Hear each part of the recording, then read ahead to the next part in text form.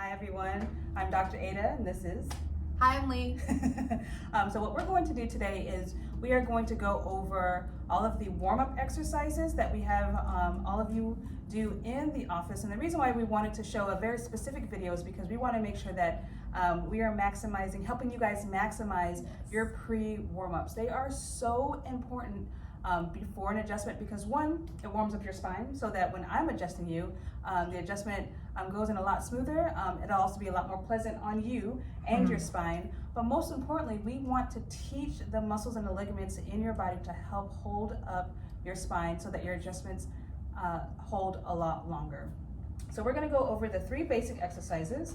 On the wobble. That's a wobble cushion on a nice sturdy chair. And so keep this in mind when you're doing it here in the office. You want to make sure that that wobble cushion is at least 2 inches away from the back of the chair.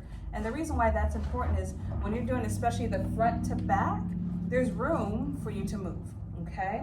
You also want to make sure that your feet are planted and that you're sitting up nice and straight. So the first exercise we're going to do is the front to back. Okay. And the front to back exercise is important because as you arch back, you're actually squeezing the disc in between each vertebra. So that's squeezing out the toxins and the gunk. And then when you arch back, you're actually now opening up the spaces in between each vertebra and opening up that disc to allow the disc to rehydrate. So go ahead, Lee, and show them the motion, the front to back motion, or we call this cat-cow. And see how she's fully extending and using her head and coming down. So that flexion and extension of the spine is what you need to look for when you're doing your exercise. Now I know some of you guys are a little shy when you're doing your exercises, but just know if you guys all do it this way, there's nothing to be shy about. Right. So the second exercise is the side to side.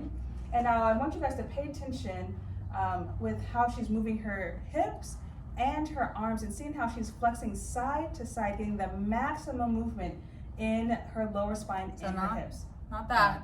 I know I see some of you guys doing that. The full extension and flexion of the spine, okay?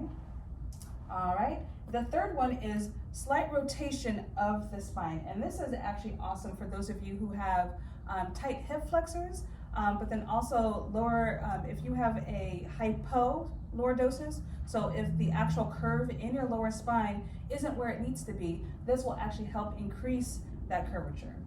You want to make sure you're, again, not this. This. Full rotation of the spine. Excellent. Now there may be some of you in all 3 of those movements, it may not feel good in the beginning, Yes. And that's okay. Just work your way up to it. Everyone will have a different number that they'll be doing, but if anytime you're doing any of these exercises and you feel extreme pain, sharp pain, any numb, please stop immediately. Yes. And let either Lee or myself know. Okay, now let's go over some modifications for each of these exercises. Now depending on the curvatures of your spine, myself or Lee will recommend that you do a modified pre-warm-up.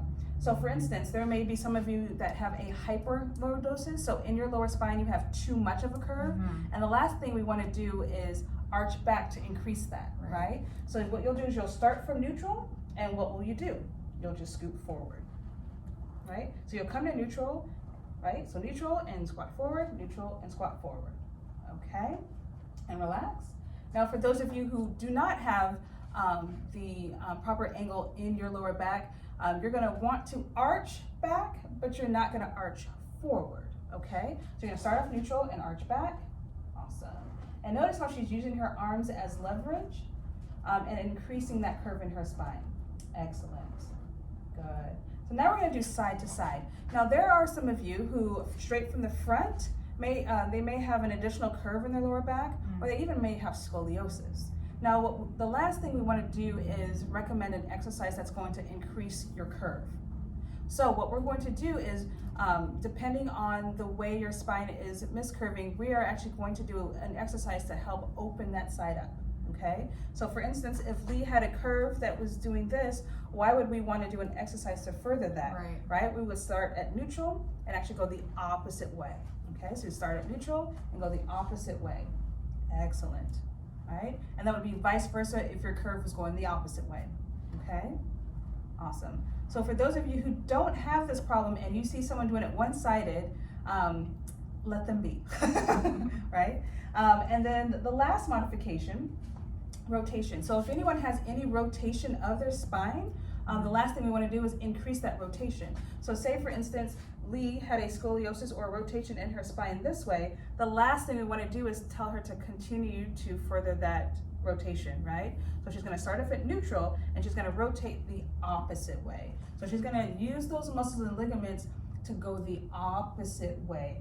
And it is very important to do so that once you get adjusted, neurologically, your brain knows what type of signals to send to those muscles, send to those ligaments so that they hold up your spine properly. Awesome.